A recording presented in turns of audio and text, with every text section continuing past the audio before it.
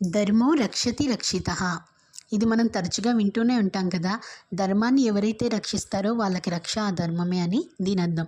ధర్మాన్ని రక్షించడం అంటే ఈశ్వరుడు ఎలా బ్రతకాలి అని చెప్పాడో అలా బ్రతకడమే. మన ఋషులు ఎన్నో విధి విధానాలు మనకి మనిషి ఎలా బ్రతకాలి అనేదానికి ఎన్నో విధి విధానాలు ఏర్పాటు చేశారు. అసలు అంతెందుకు, శ్రీ మహావిష్ణువే మనిషి రూపంలో వచ్చి ఒక రాముడిగా వచ్చి ఆయన ధర్మాన్ని పట్టుకుని ఎన్ని కష్టాలు వచ్చినా కూడా వేదాలు ఎలా చెప్పాయో అలాగే ఉండి మొత్తానికి ఆ అవతారం పూర్తయ్యేదాకా కూడా ధర్మాన్ని విడిచిపెట్టినటువంటి మహానుభావుడు శ్రీరామచంద్ర ప్రభు. రామో విగ్రహవాన్ ధర్మ అంటారు కదా. ధర్మాన్ని పట్టుకున్నట్లయితే ఎప్పటికైనా విజయమే. కానీ ఆ క్షణం బాధ అనిపించినా చివరికి మనకి మిగిలేది శాశ్వతమైన ఆనందమే ధర్మాన్ని పట్టుకుంటే. అసలు ఈ కలియుగంలో మన దురదృష్టం ఏంటంటే ఋషులు ఏవైతే చెప్పారో దానికంతా మనం రివర్సే చేస్తున్నాం. అది కలి ఎఫెక్ట్. ఎందుకంటే భాగవతంలో ఒక కథ ఉంటుంది. కలియుగం ప్రారంభమే అసలు గోవధతో ప్రారంభమైందంట.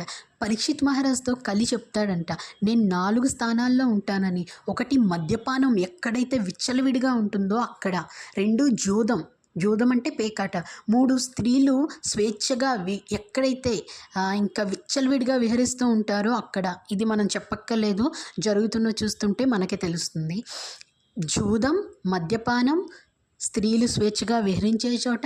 ఇంకొకటి బంగారం పిచ్చి విపరీతంగా ఎక్కడ పెరిగిపోతుందో అక్కడ కూడా. బంగారంలో కూడా కలిపురుషుడు ఉంటాడంట. ఇది భాగవతంలో ఉంది. భాగవతం వింటే తెలుస్తుంది. కాబట్టి కలియుగం ఎంత ముదిరింది అనేది మనకు తెలుస్తుంది. మరి కలి నుంచి ఎలా తప్పించుకోవాలి అంటే దైవం పాదాలు గట్టిగా పట్టుకోవడమే. ఎవరైతే నిరంతరం దైవం పాదాలు పట్టుకుంటారో అటువంటి మనుషుల్లో కలి ప్రవేశించడంట. ఇది నిజం. భాగవతం ఆధారంగా చెప్తున్నాను నేను. దానికి మనకి ఇంకొకటి కూడా ఉంది. చాగంటి గారి ప్రవచనంలో విన్నాను నేను.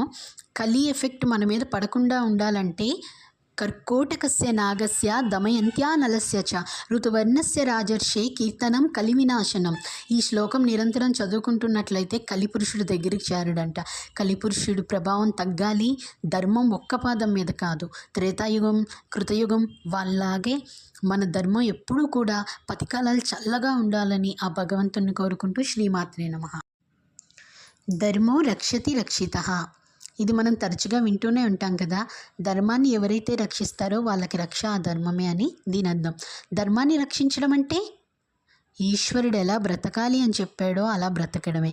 మన ఋషులు ఎన్నో విధి విధానాలు మనకి మనిషి ఎలా బ్రతకాలి అనేదానికి ఎన్నో విధి విధానాలు ఏర్పాటు చేశారు. అసలు అంతెందుకు, శ్రీ మహావిష్ణువే మనిషి రూపంలో